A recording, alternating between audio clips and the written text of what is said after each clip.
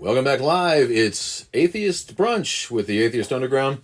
I'm your engineer, Rob, and I'm here with producer Jay. What's up, Jay? How's it going? All right. And Ginger, the faithless healer, who sometimes you hear in the background. She's not really on camera too much, but maybe we can get her on.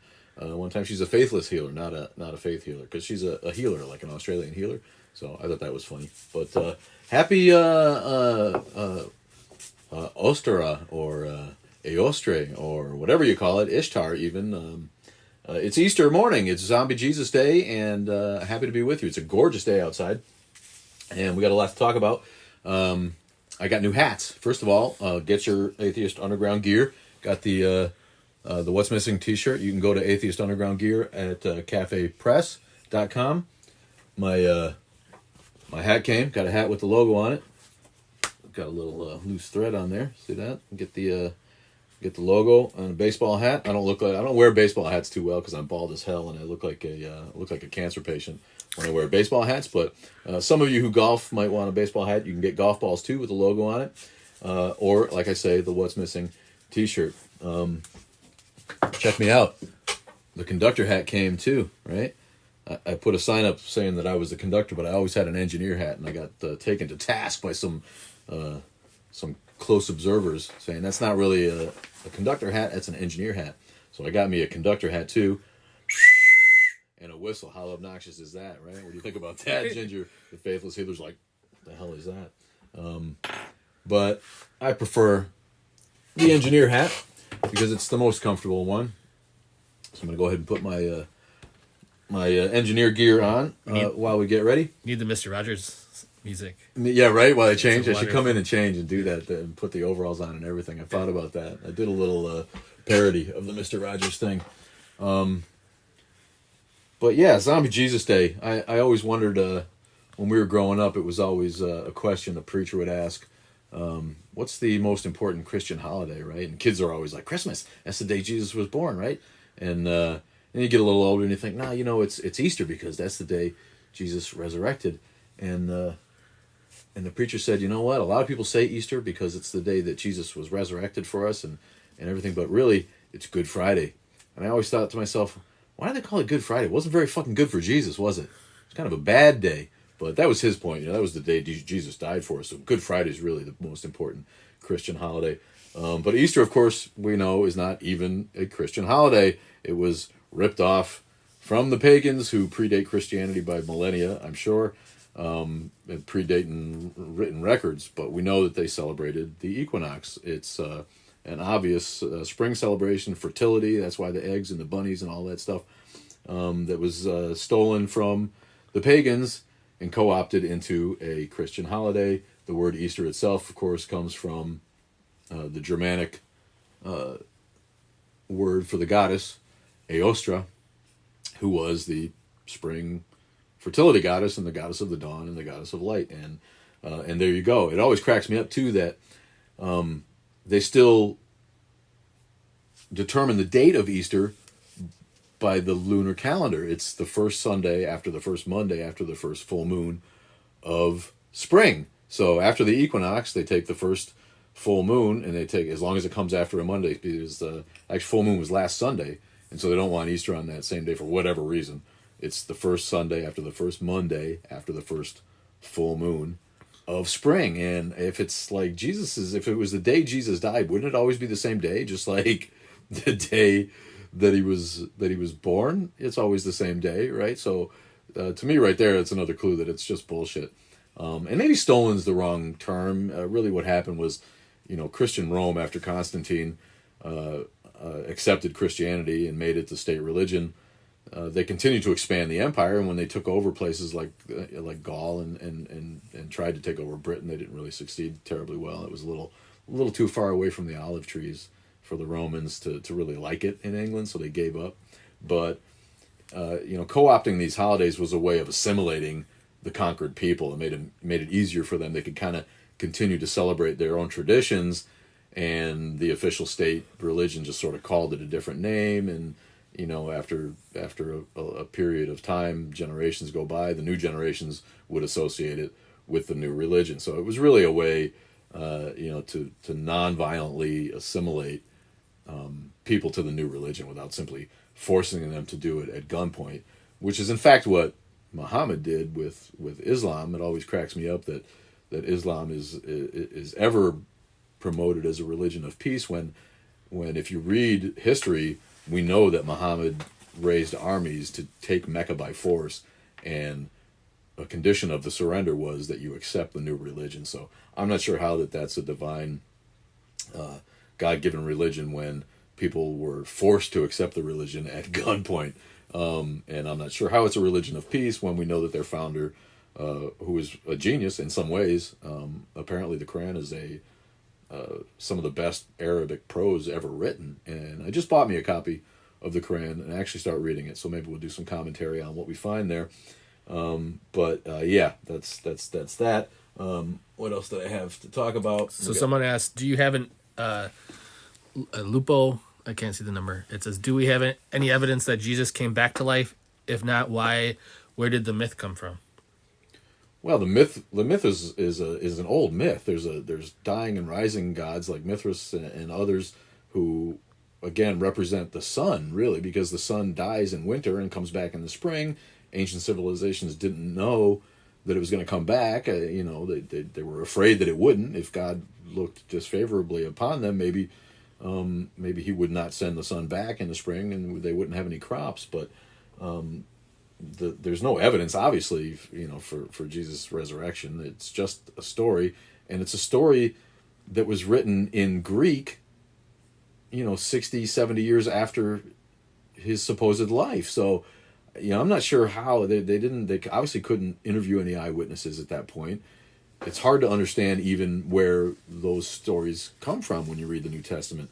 None of it was written in Jesus' time, so they couldn't exactly interview folks like, hey, what happened when you went to the tomb this morning? No, they're all just stories and fables made up by people to sell a new religion that theologically made some sense to them. But Jesus is just one in a series of dying and rising sun gods who were basically the sun personified. And it's an ancient, just like Hollywood, there's no new stories. After 20 years they remake a movie. It was the same way. Myths and legends and religions that was the entertainment of the day. You sat around the campfire at night and you got told the stories of your creation and the way that you were going to be saved. And it made sense to people as entertainment, not only religion, but actual entertainment. So there's no new ideas, and all those myths and stories were stolen from old ones. The myth of Noah's flood is stolen from earlier flood stories that predate Christianity. So the fact that anyone can take Christianity as correct when it's obviously based on older myths, why wouldn't you accept the older myth? If one of them was going to be true, wouldn't it be the first one? That always kills me about Islam too. It's like Islam to me is the second newest cult that became a successful religion. The other one being Mormonism. Muhammad was a con man who wrote down the way he wanted society to be and sold it to people, or as we just mentioned, forced it on people through war. So it never made any sense to me that newer religions are somehow thought to be better than the older ones, and Christianity is one of the newer religions, really, in the scheme of things. How do you react when a Christian tries force their religion on you? Well, no one tries that shit with me anymore. They get a mouthful, but I get really angry when I see it happening. We watched a video of someone. I'm so proud of these brave kids on the video of a lady who came up to these kids at some kind of event. And for some reason, she had the idea that they maybe were lesbians. And they were kids. They were 12, 13-year-old kids who had kind of a gender-neutral look to them, I think. They were both girls. And, this triggered this Karen. And I don't care if I use that term. And I don't care who bitches at me about it. I think it's hilarious. Because we live around a lot of them in the suburbs here. These conformist fools who all look the same and all push the same shit on people. She came up to them and just like started preaching about how it wasn't right to live that lifestyle, even though she had no reason to know or assume that they were, and they were just kids, preteens, or young teenagers, and she was trying to, and she sort of took her 5 minutes there to to make her point that wasn't the right way to live, and God didn't want you to live that way. So, I get triggered when people try to force their personal religious views on others. When they come to the door, the J-Dubs and the Mormons who come around to your door, they don't want to come to my door, because I invite them in and sit them down and talk sense to them, and then they leave kind of ashamed or baffled. But yeah, no, it's ugly, it's ridiculous. Evangelism is wrong. It's to me, it's intolerant.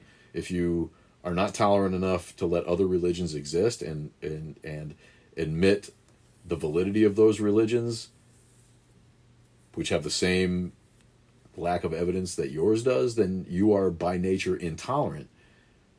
The Bible preaches evangelism as a way to preserve Christianity, which was in danger of not surviving in its early days. So it made sense that they put in the New Testament that you need to go out and spread the word, because they wanted the religion to survive. But to do it today and to pretend that you're tolerant of others while you're actually trying to change their faith or their native religion is the height of hypocrisy to me. Big Booty Judy wants to know, Big Booty Judy, why do you think Christians believe in conspiracy theories so easily? Well, if you believe the God myth, you'll believe anything, And again, we've talked about it before, that it's about giving yourself a sense of control when you have no control. And the last year, especially in America, or over a year now, has been a time of a loss of control for people, and that's scary. It's frightening to people, and so people who want to see a pattern somewhere, it gives them comfort to see a pattern somewhere, and it gives them a sense that they are, they're the smart ones. They're in control. They can see past the lies that we're all being fed by the government, when in reality they're what they're believing has no evidence for it at all. So it's good to be a skeptic, but it's not good to pretend you're a skeptic by believing things for which there is no evidence. And conspiracy theories and religion go hand in hand with, in that regard. None of them have any evidence for their existence, and the people who believe them are people who already lack critical thinking skills. I might take the time to make the comment that if you have a question, to click the question mark that's by the comment section. If you don't see a box with a question mark, it means you have to follow us, and then you'll be able to ask a question during this Q&A. It just makes this a little bit easier. I'm going to go ahead and start Hold on. Violation warning. Your live video is flagged for controversial content. Continuous violations may result in an end to your live stream video. I wonder what that is. What do we get flagged for? What do we say? I don't think it doesn't say. You got to be careful, man. Did somebody complain? Is it like Facebook where somebody can say, he offended me? Yeah, I assume somebody flagged it, but I don't know what it would have been about. Anyways, go ahead and put the question in there. It looks like we got one or two. So if you left a question, I probably won't be able to get to it. I just need you to put it unless you put it in the question area. If you put it in the comments, I won't see it. I have a nice Jewish nosh to celebrate Zombie Jesus Day, and maybe that was it. I'll get flagged for calling it that. I hope not. A bagels and lox. I got a nice bagel. I'm going to put it in a toaster right now and let that toast up. And I got a nice smear of cream cheese. I got some lox from the deli, and some chives from the garden. So we're going to have a nice nosh this morning on Easter. Actually, I'm curious if anyone's listening, if any of you who've been listening from the beginning have any idea. I'd be curious what other people think. Yeah, I'd like to know. We don't want to get cut off for being controversial, but I'm not sure what we said. Any thoughts on the Sumerian tablets? Those are cuneiform tablets, right? What are they? I don't know. What are we getting at? I don't really know enough about it to comment on a general question like that. Here's a good question, but I don't know if you reference is what's your thoughts on the? Wait, hold on. Sorry, I lost you. Do you have any thoughts on the Christian backlash against Lil Nas X? Are you familiar with that? Oh yeah. That's funny. Someone did bring that up to me. Apparently, he did a video. I haven't seen the video where he like gives Satan a lap dance. Yeah, I've only seen clips of it. Have you seen it? Not the whole thing. I haven't seen any of it, but my friend was commenting on it. Again, I think it's hilarious when like, is the rest of his music really acceptable to Christians? You know what I mean? I Yeah. mean, he made a video that he did on purpose to get viewers. So by like getting upset about it, you're just making more money for the guy. Kudos to him for doing it. I think it's hilarious that he made a video that offends people like that in that way. But Satan's not real. I'm sure Lil Nas X knows that Satan's not real, and to me, it was a marketing scheme that again was brilliant and worked out perfectly. And just like us, the more people that get upset, or the more trolls that draw attention to it, the more money for him. So, I think that's awesome. And I think I should, the little bit I know of it, I haven't actually seen the whole thing, is there is actual artistic reasoning behind it. Like, I think, my understanding is he's homosexual, or has some type of thing that, I don't know if he's bi or what his specific is, but like from the ones I've saw people talking about, was like, there's actually, like, it's not just like, oh, we're gonna make this and piss people off. It's like there's actual artistic reasoning behind a lot of it. Yeah. And Remind me after to look. yeah, I is he the same one who did the Satan Nikes? Are you familiar with that? Okay. I don't know. I don't know a lot of his he did. music, but he's obviously famous and a successful hip hop artist. Yeah. And the fact that he would give Satan a lap dance makes you think that probably he's comfortable with those gender roles. Whatever his leaning is, doesn't matter to me. There's my bagel. Yeah, he did make the Nikes. Someone said. Okay, so he's getting sued by Nike as well, because he took old Nikes and they basically redid them, and part of redoing them is supposedly each one contains a drop of human blood. Oh, that's right, the human blood thing. And he made 666 of them. He had to know Nike wasn't going to be down with that. I mean, they're not trying to lose business. Yeah, but he's. I think he'll be all right, because he's selling old Nikes. Like, you could call it art. Like if I take a Coors Light beer can and turn it into a sculpture, I can still sell that. I think he'll get away with it. I think they just had to do that to, like, publicity, say we're not. They want to come out and make sure that people know that they're not on board with putting blood in their shoes. Yeah. But yeah, it's a great marketing scheme on his part. Yeah. And who can blame him? He's out there trying to make money at it. So, I'm all for it. Yeah. And I know someone made a comment about how there's already blood in the Nike shoes from the sweatshops.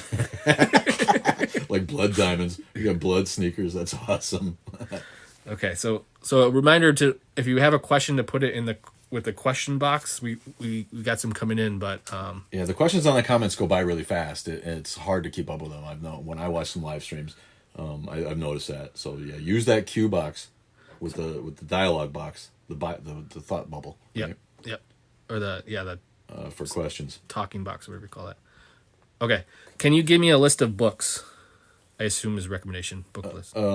Yeah, anything by Hitchens. Read The God Delusion by Dawkins, and read your religious texts. Like I'm reading the Quran. I'm kind of ashamed I haven't done it yet. I want to be an informed critic.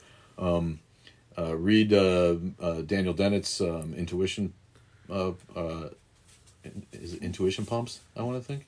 Oh yeah. Maybe we can get that out there. I'm not a guy who reads a lot. Honestly, I'm not gonna deny it anymore. And there's more to it. It's like Intuition Pumps something. Yeah, I was already an atheist by the time all of these Sam Harris's books and all of these things came out. So I'm not a guy who reads a lot of that stuff. I don't have time for one thing, but it's already preaching to the choir. I'm not learning anything new. But if you're interested in that kind of stuff, then yeah, look for look on Amazon for Sam Harris's, Dawkins, Hitchens books. Are you afraid of death? Yeah, kind of. I mean, I'm getting to that age where I think about it a lot, and it's not pleasant, but there's not much any of us can do about it. And making up stories about the fact that you might live on beyond it is simply silly and irrational.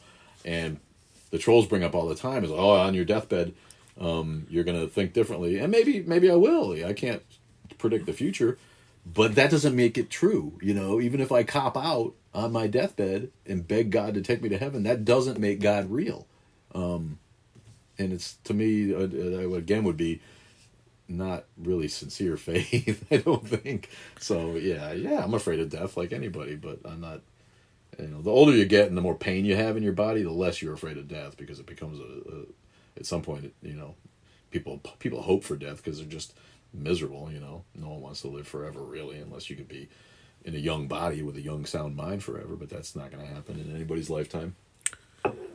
Here's a book question: Carrier versus Ehrman, otherwise mythicist versus inspired Jesus. Yeah, the thing about I got into this with a group of mythicists who have since given up Christ myth theory as an activist thing for them and moved on to something else. But I do have some background in Christ myth theory, and I need to say first of all that whether Christ was real or not is moot to an atheist.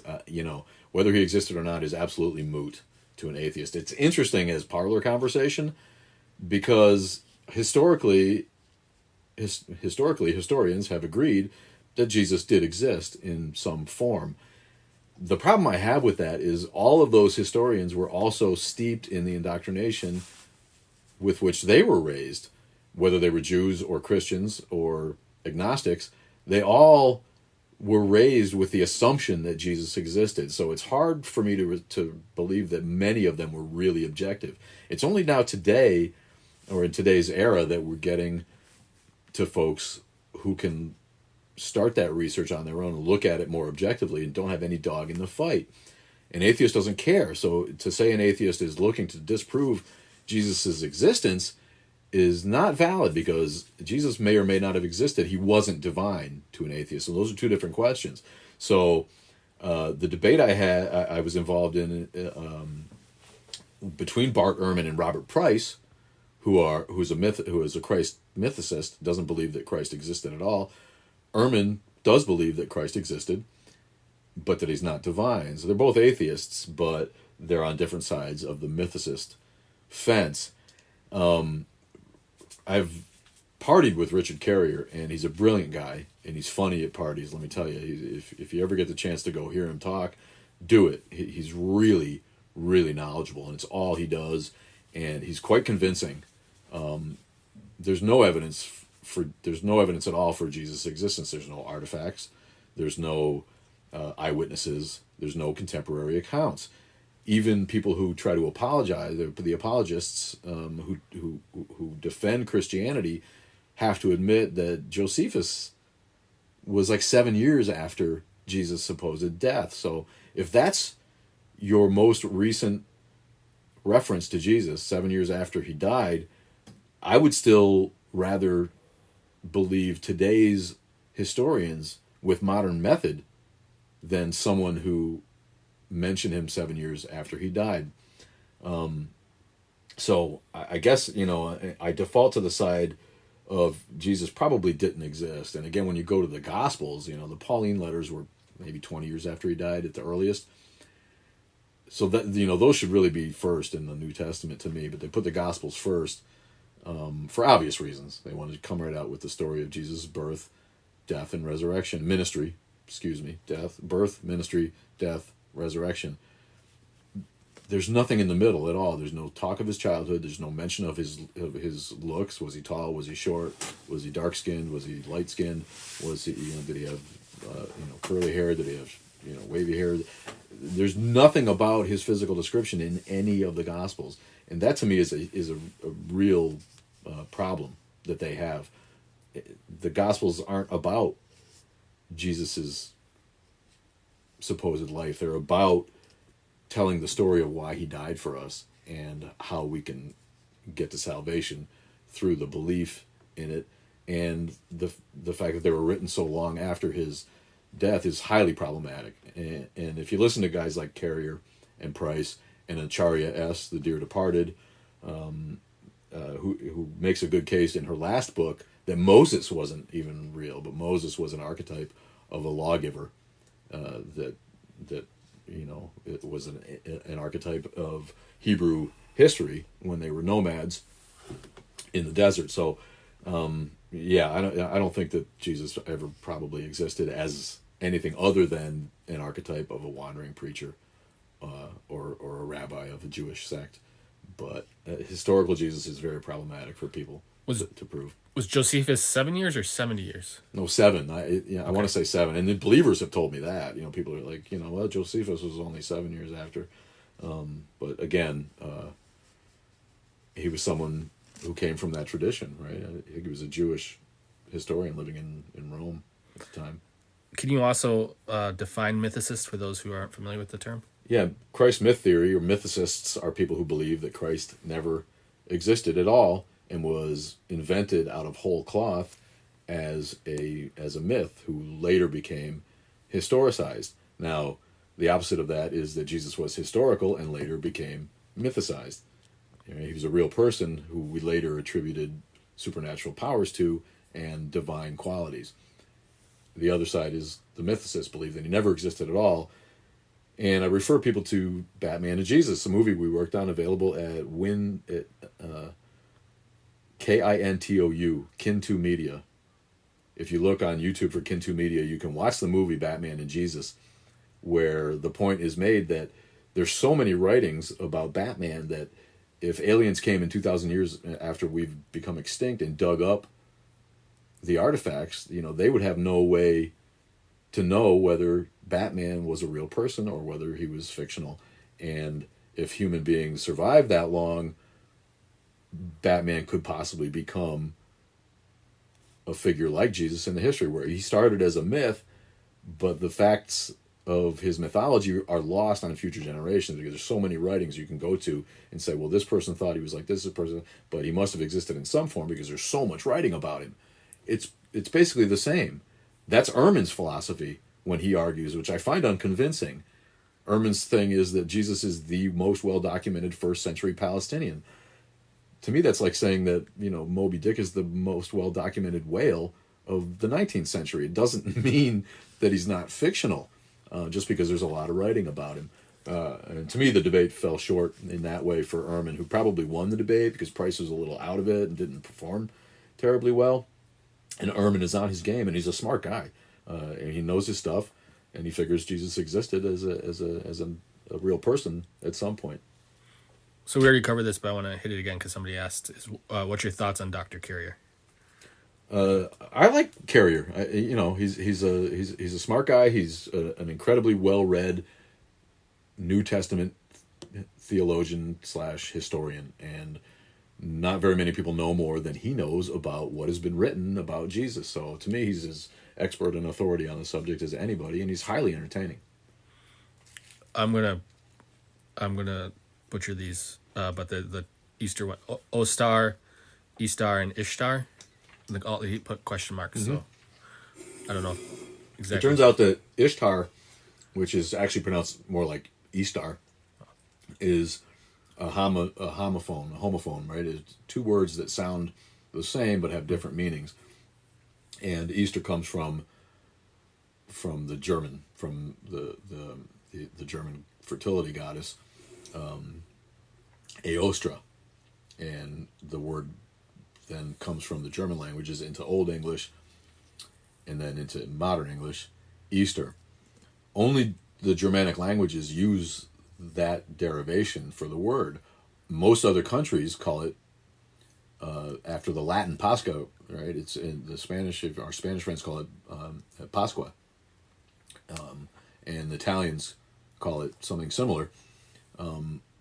So the Ishtar thing turns out to be false. I think a lot of people want to spin the Egyptian goddess Ishtar, as a fertility goddess, but when you look into it, she's really not. Her symbol is a lion, not a rabbit, and so that one is actually I think false. And Easter comes from the Germanic pagan traditions of the actual fertility goddess, Aostra. Okay. Do you believe a mechanism exists for people to be rewarded for the good that they do in their life? Like rewarded in an afterlife? Yeah, I think, or no, like karma. Karma? Yeah. No, I mean, karma is a fancy word for nice coincidence, I think. It's fun to think about. I mean, I fall into that trap a lot. You're like, what goes around comes around.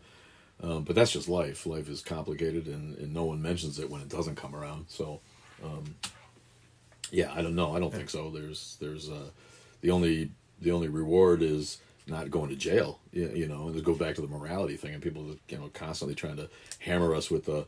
If there's no God, where does morality come from? It's like, morality comes from society, and if you break the moral code, the collective moral code of an advanced society, there's a mechanism to punish you for that, and certain things are can be seen to be illegal or immoral in any conceivable world, and we're not going to talk about them because I think it gets us flagged. But there are crimes against humanity that no possible society could consider moral. You know, the whole subjective objective morality debate is one I don't like to get into because it's just not my gig. But we can see that society's morals have evolved as we develop more empathy, and it's just a function of our psychological evolution.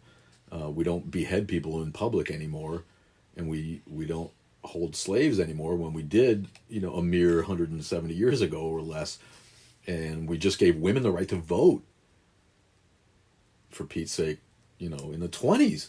So, you know, society clearly evolves along moral lines as we advance in our understanding of what causes pain to other people, and you know, we wouldn't want any of that happening to ourselves, and so we decide as a society what is acceptable and what is not. And if you need the threat of eternal punishment, if you need hellfire, think about this: when Christians tell you that if there was no God, then there would be no morals, they're basically telling you that they don't trust themselves not to go out and murder someone because on their own, and they need the threat of eternal punishment to remind them to do that. If that's your issue, you've got bigger problems. I got to tell you what.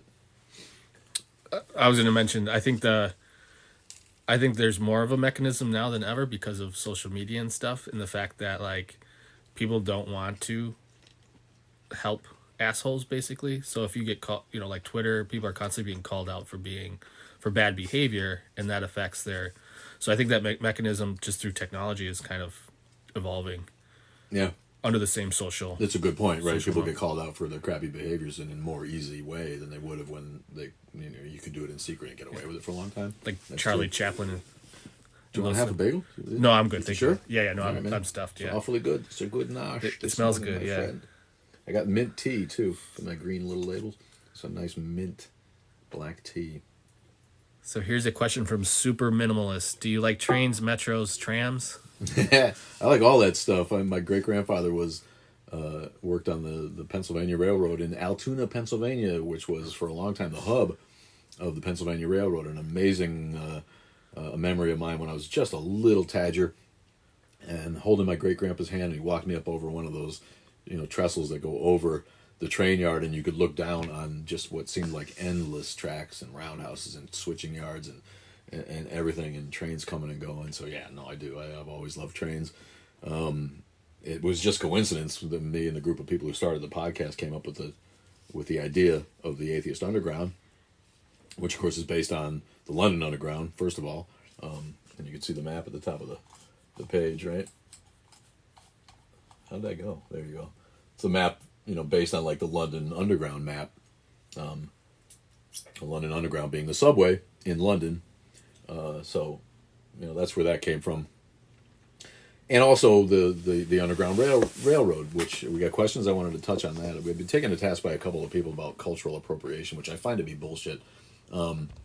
Because the Underground Railroad, what we are is the Atheist Underground Psychological Emancipation Railroad, which, you know, it's a big handle, so we don't say the whole thing. But a couple of people have noticed and made the connection to the Underground Railroad, where, you know, slaves were ushered out of the South by a network of people who, you know, got them in secret to the North, where they could live in relative safety. Now, they still came to the North. Slave hunters still legally came to the North to find escaped slaves who were allowed to be extradited back if they were caught. So the North was full of houses that had secret passageways where those folks could hide when people came for them.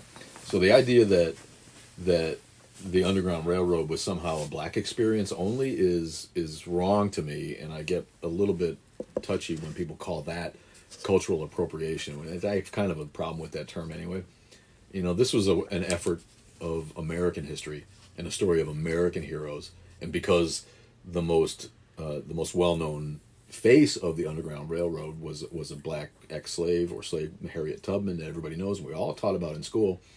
doesn't make it a black experience. The Underground Railroad would have been impossible without white, white complicit people in the South and the North who helped them do it. So to me, it's an American story and a great American story, and one that touches us all.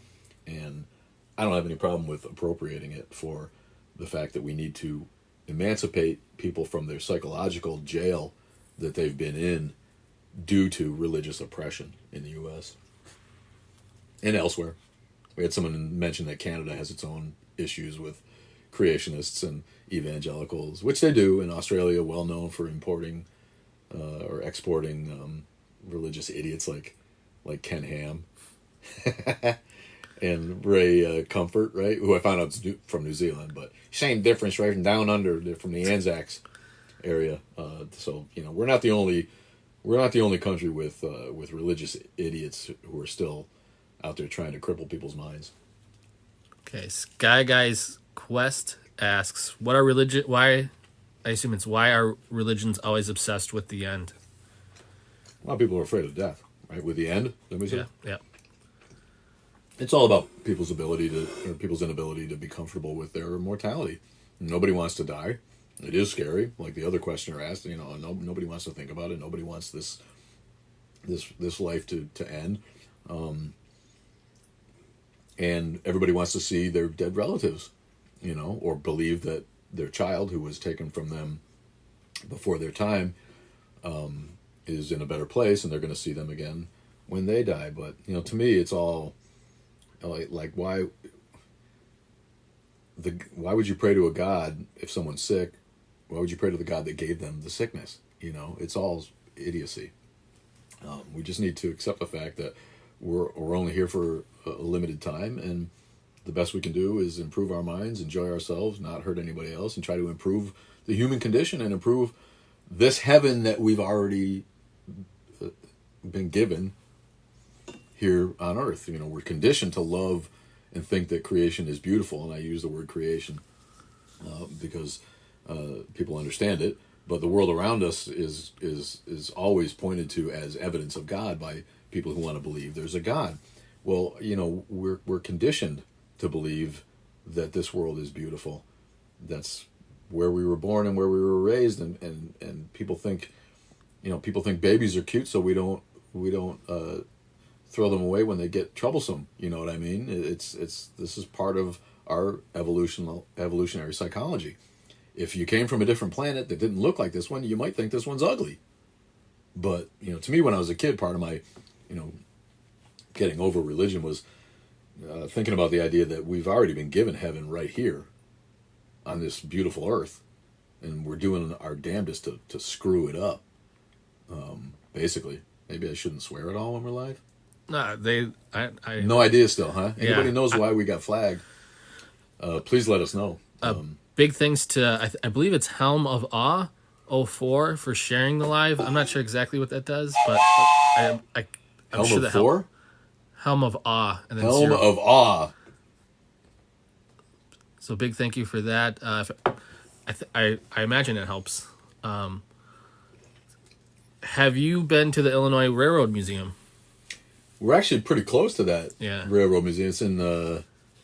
It's in Marengo, I want to say. No, I don't know. If I'm not thinking of the right one. I know I'm on their mailing list. I have but not. haven't been Are there. you? Yeah, I think it's in Marengo. because I want to take the kids there at some point. Yeah, that's a good idea. I have not stopped in. I've driven by it, but it's always while I'm at work because it's close to the nurseries. Yeah, they're also affected by COVID. I don't know where they're at this yeah, it's tough. All those places are having a rough time. But I should definitely go there.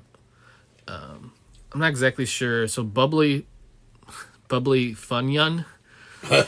Speak atheism during the rise of X. Oh, I get it. Okay, I assume speak about atheism during the rise of Christianity. I assume that means about atheism during the rise of Christianity. Yeah. I don't think there was a lot of atheists during the rise of Christianity, but maybe I'm wrong about that. I don't know about that. But what always strikes me is that there was an acceptance in Rome, and someone else made this comment. In Rome at the time, all religions were considered valid, and all faiths were considered valid, and maybe they were made fun of, and maybe they were persecuted, but but no one believed that their own religion was the only right religion. Christian universalism is different, and it changed world religions in that regard, and that's part of, the evangelical command is to save everybody in the world because Jesus came for everybody, and the people who were worshiping other gods were doomed to hell because their religion was invalid and their gods were just made up. But Christ actually came to save everybody in the world. When, during Roman times, if you believed in, the Norse gods, then the Norse gods were real to you, and the Norse gods would take you home when you died. And they wouldn't take a Christian because the Christian was going to go to the Christian god, and whoever else was going to go, the Mithrin god was going to go to Mithras, and all of the gods that predate that, and including the ones described in the Sumerian tablets that were mentioned before. So, I'm not sure that really answers the question. I'm sure there were some atheists at the time, but religion was really proto-science, and when they didn't have scientific method, religious philosophy filled in for what we didn't know. So most people had some kind of religion, and atheism was probably much more rare than it is today. I could be wrong about that. I don't pretend to know everything. The skeptic says, I would imagine atheists always existed. It made me think of, I think you talked about this on one of our YouTube videos, that a lot of people, especially certain times, didn't really have a lot of time to even think about religion. Like they basically just worked 16-hour days and slept. Yeah, and I think that goes back to the the frontier days in America when people believed in a God and they maybe prayed to him, but they were trying to carve a life out of the wilderness. They did not have time to spend on the internet spreading the gospel and trying to convert people by going door to door. They simply didn't. And politicians in that day, as a result, didn't need to pander to the Christian right. The people who were on the frontier trusted the educated elite to set up a government that was right for them, and it worked. They got the best constitution that had ever been written in the history of man, and they got the best government they could possibly get at the time, set up by people who were not terribly religious. Even the ones who identified as Christian were not evangelicals in any kind of way that we would recognize them today. They were mostly deists, especially the thinkers, Jefferson, Madison, Franklin, the people who really put their minds into writing the Declaration and the Constitution. Those guys really weren't Christians. And I have a feeling that many of the first presidents were agnostic or non-religious or just sort of lapsed Christians at best. They didn't need to pander to people who were Christians on the prairie and on the frontier. What they needed to do was simply ensure that one state didn't get favored over another state because its religious sect that it was founded on was more in favor with the government than any other one. And these were all just sects of Protestantism. When they originally wrote about freedom of religion, they weren't talking about Islam and Judaism and Buddhism and Hinduism and Sikhism and all these other religions, because there just wasn't those people in the country. There's a handful of Jews who suffered the same kind of persecution that they always did, but they were protected under the rights of freedom of religion. But what it really was about was trying to get 13 colonies to ratify a constitution without the Roger Williams Rhode Island colony coming up against the Quakers in Pennsylvania, or the Catholics in Maryland. A lot of these colonies were founded on religious sects of Protestantism. And those sects were different and had different ideas, and some of them were kind of strong-minded about it. So none of them wanted to ratify a constitution until they were absolutely sure that the federal government wasn't going to favor one of those sects of Protestant Christianity over another one. The obvious extension of that is the plurality we see today with all of these different faiths and people of no faith who clearly have to fall under those same rights of freedom of religion or freedom from religion because government shall make no test for someone to run for office is also part of it. So we know that, atheists are, come under the same umbrella of the right to practice no religion or any religion. So even though the founders couldn't have really foreseen the million religions and cults and belief systems that exist today, the Constitution that they wrote has to include all of that, because by nature, it protected people from being discriminated against by the government in their religion. And that's what we see getting attacked today, and it's unsuccessful, I'm happy to say, especially with the new news of the memberships in churches going down. And thanks to, was it just Jeff the Atheist Troll? I forget who it was, but somebody posted the video on TikTok of the Gallup poll that shows that, less than 50% of adults are members of churches today. So the Christian nationalist effort is failing, and getting Trump out of office was a big part of that. And actually, I got to give credit to Trump for turning people off of religion. There's been numerous comments on the page that one of the good things that Trump did was expose the hypocrisy by embracing religion, but practicing it, but not practicing it in any kind of way. His hypocrisy is obvious. He's obviously an atheist, a shitty one, but an atheist who used his pretending to be Christian in order to pander to the Christian right and lining up policies that were going to make those people happy. So they didn't mind the fact that he's a crappy Christian and he didn't embody Christian values, because he was going to promote the agenda that they wanted, and he was able to stack the court, which hasn't quite worked out the way that he thought. Because I give credit to the Christian conservatives on the court, including Mr. I like beer, the most unjudicial judge who's ever been appointed to the Supreme Court, Kavanaugh. They've exhibited an unwillingness to simply bow to Christian nationalism in a lot of cases.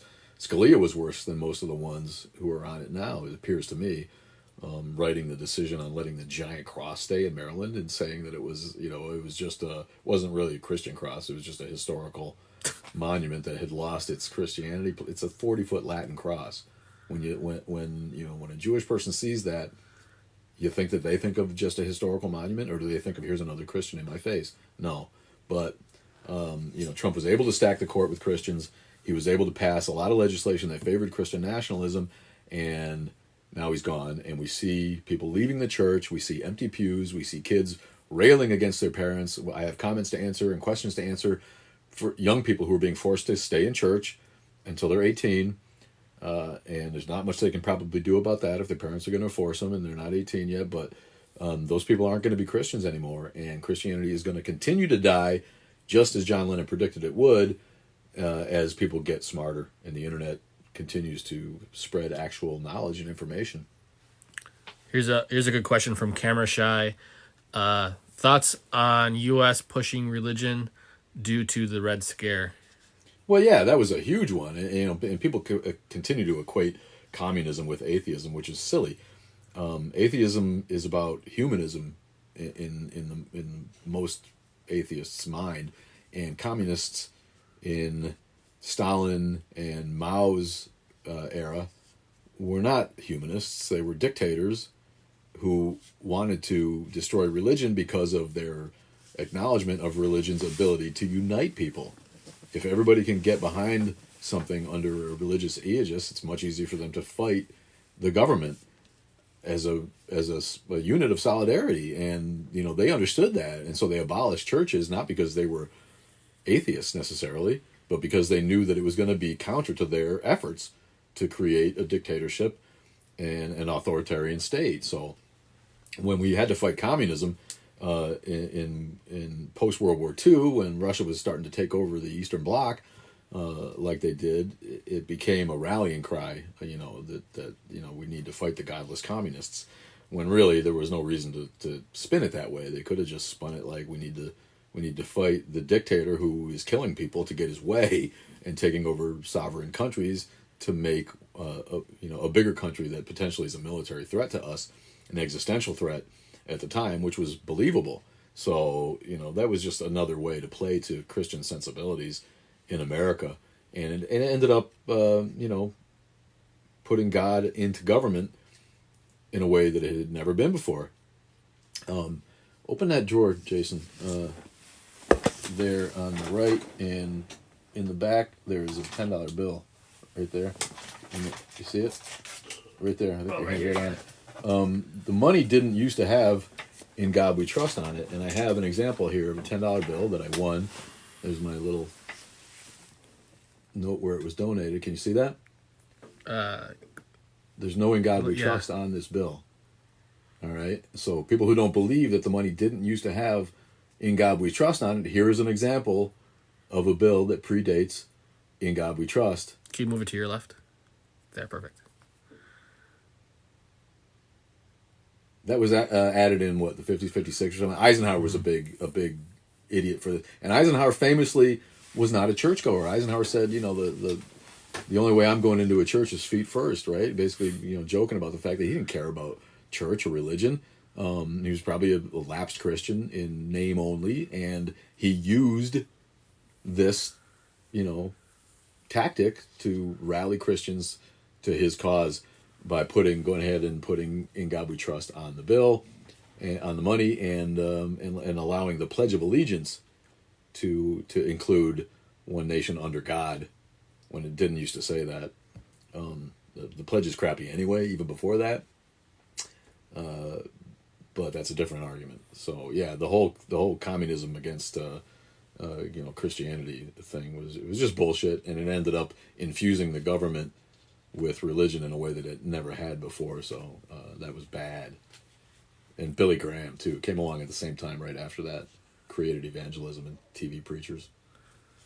Why are you atheist and not agnostic?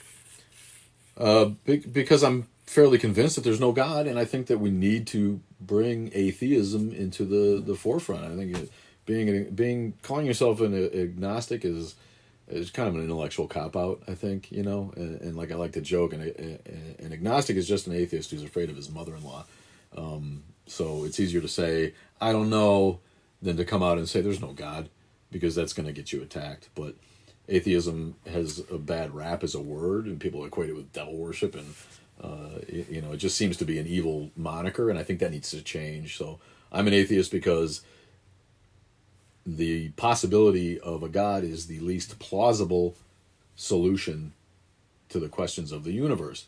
Every other solution has more evidence and a better theory behind it than simply putting it down to God. So where I can't be 100% sure, and no one can, we're all agnostic in that way, but I call myself an atheist for those reasons.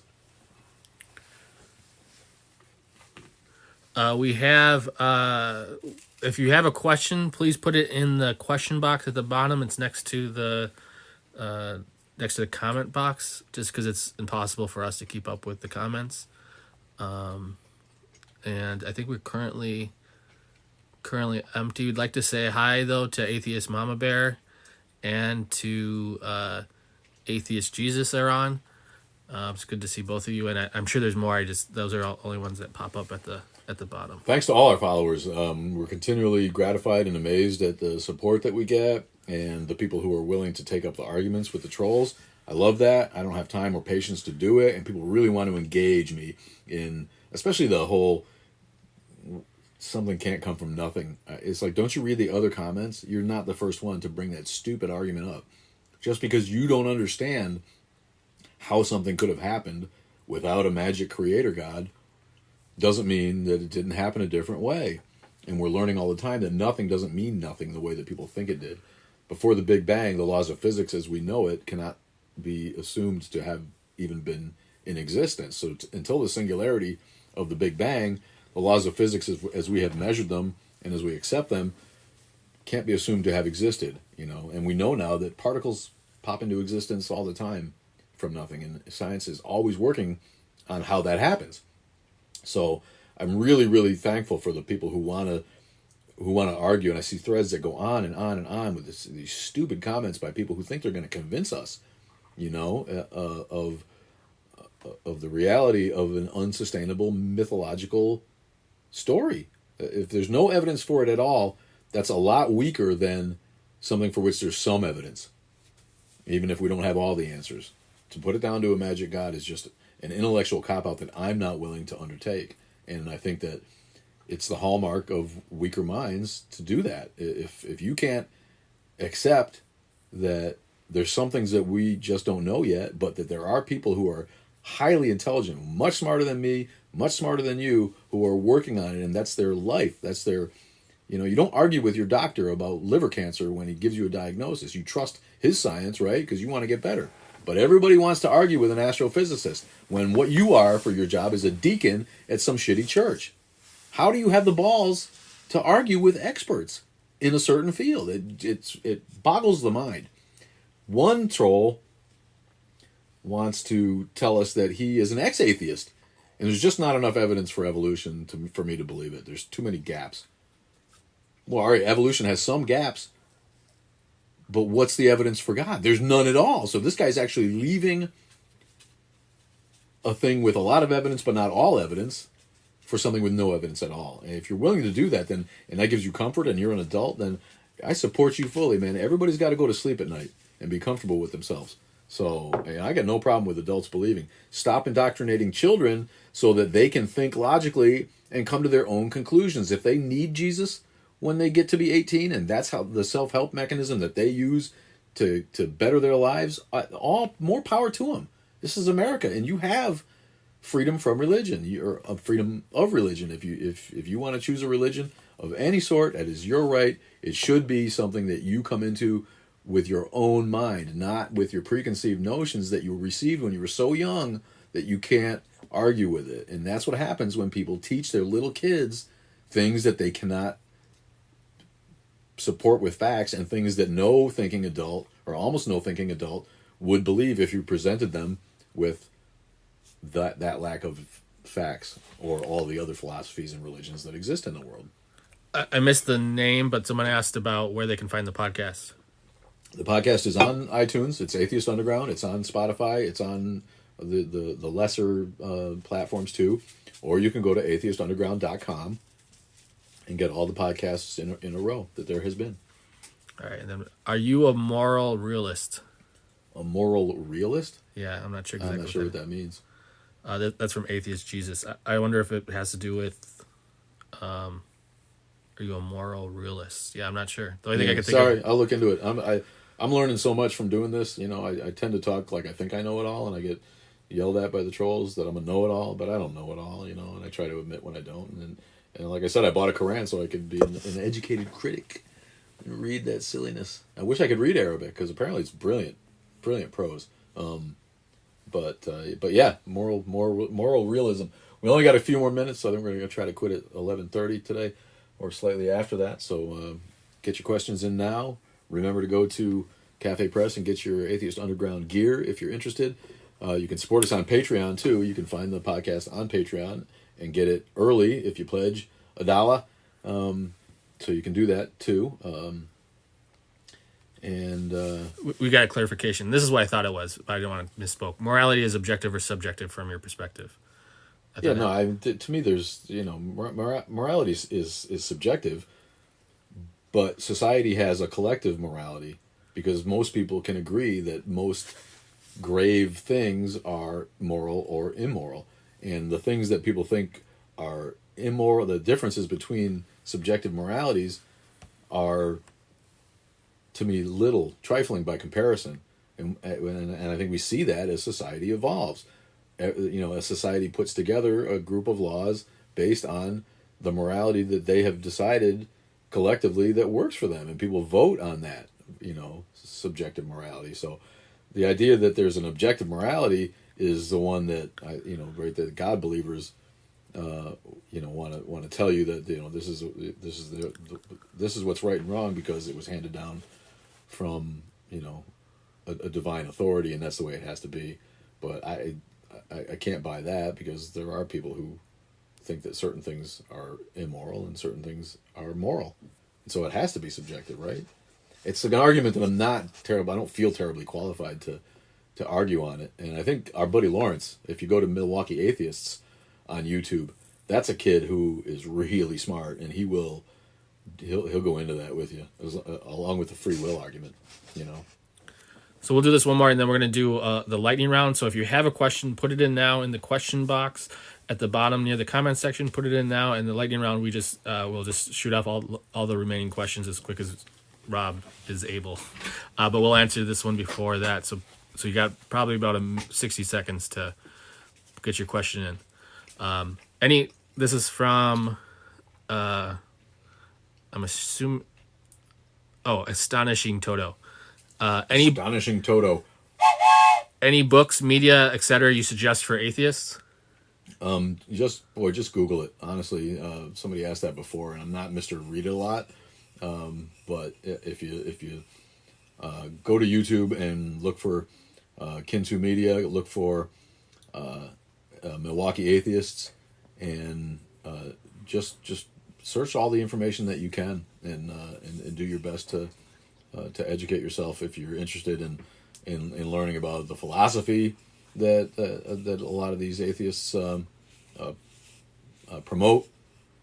But really, it's just about you and your cognitive dissonance and your inability to believe that which for which there is no evidence. So I'm not sure that you need to read anything. Just trust the fact that you're going to be okay if you give up unsustainable faith systems. It's all right. I just want to read this quick, and then we'll go into the lightning round. So Atheist Jesus' response was, Gaia, I'm a moral realist. I find you can believe in objective morality with a God. A God inherently makes it subjective to his will. I that's kind of where I was leading, was if you believe in a God, you almost have to be subjective, subjective morality. But yeah, that could be a whole. Here we got some questions. That could be a whole another. Yeah, it's a live stream. There's a lot of going back and forth. Yeah, it really is, and I'm not a debater. I'm not that guy. Okay, have you always been an atheist? No. I was raised in a nice liberal New England church that allowed people to question, and then that led me, along with my native skepticism and native intelligence, whatever intelligence is there, led me to become an atheist when I left my parents, more or less. What do you think of secular humanism? I think it's the philosophy that I live by, or try to. It's the way that we're going to get things done. I mean, to me, humanism is even people who pretend to be Christians. If they're getting anything done, it's because they take action, not because they pray. So humanism is all we have. We're humans. If we're going to solve human problems and improve the human condition and improve the world and save the world, it's going to be because of humanism. So you can call yourself anything you want, but if you're out there getting things done that are good for humanity, then you're a humanist. Whether you call yourself a Christian or Muslim or anything, all that we have is us, our minds, and our ability to create and take action and solve problems. So secular humanism is, to me, the only way to live if you're going to call anything a philosophy. There are atheists that are nihilists and figure that I just don't care, and it's not incumbent upon me to help anybody else, and that's fair. We don't try to enforce a dogma, but I think secular humanism is the wave of the future, and I think it's what they really, the founders had in mind, honestly. And if the founders had been privy to today's scientific information, there would be no creator talk in the founding documents. I'm convinced of that. They were too intelligent for that. I don't know. 547 says trying to find a group in South Carolina. Do you have any advice? Good luck with that. I know there's groups in Charlotte. If you're close to Charlotte, I know the Charlotte metro area extends into South Carolina. So there's a good group in Charlotte, and it might just be called Charlotte Atheists.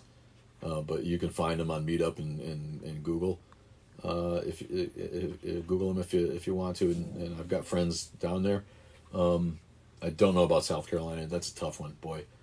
They're right up there with the shittiest, most backward states in the Union. South Carolina. I don't know anybody that's actually in South Carolina that's an atheist. Okay, I'm sure there are, but start one, man. Start a group. Groups in Chicago area. There's a bunch of Chicago area groups. None of them are terribly huge, but there's a Freedom from Religion Foundation chapter in Chicago. There is a Chicago Latino Agnostics and Atheists. There is a Chicago a chapter of the American Humanist Association, I want to say, in Chicago. There's There's the North Shore. There's a bunch of little ones. And again, meetup.com is a good place to find these groups. Even since COVID, they atheist groups tend to like to set up a meetup page on meetup.com. But yeah, Chicago's got several that you can find. Why do we have a conscience? Why do we have a conscience? I assume that's what that. Yeah. Why do we have a conscience? Well, because our brains have evolved to the point where we can empathize with others, and we're not alone in that. You've seen videos where higher animals of higher intelligence have an empathy for other animals, and especially animals of their own species. And our brains have become so evolved that we're able to conceive of all these things. And when you see someone suffering, you feel for them if you're not disturbed or psychopathic.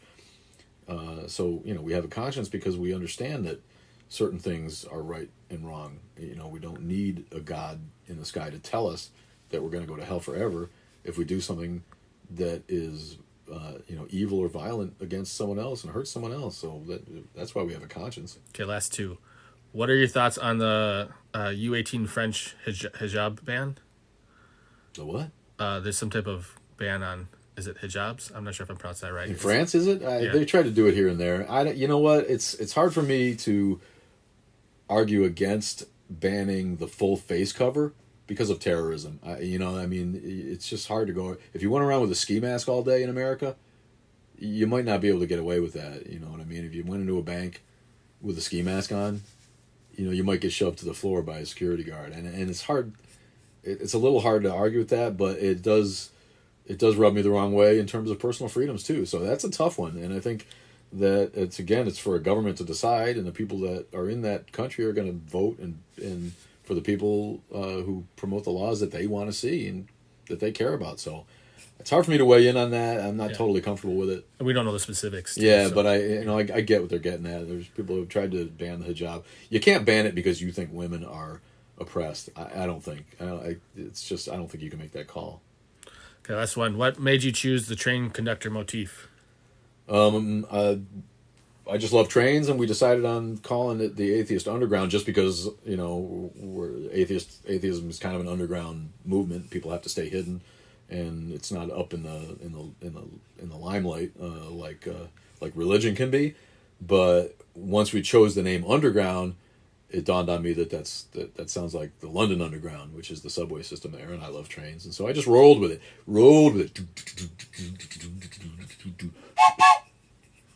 And that's it. You want to say anything before we cut it out? That's it, baby. Thanks for joining us. It's Atheist Brunch. We'll be here every Sunday. Sorry we missed last Sunday. I broke down on the road and couldn't get back in time. But I'm enjoying my nosh, bagel with lox and a little bit of chives and cream cheese. On behalf of producer Jay and Ginger the Faithless Healer, who's been nice and quiet, thank you all. Thanks to everybody for watching, and thanks for following on the page, and keep up the great work out there.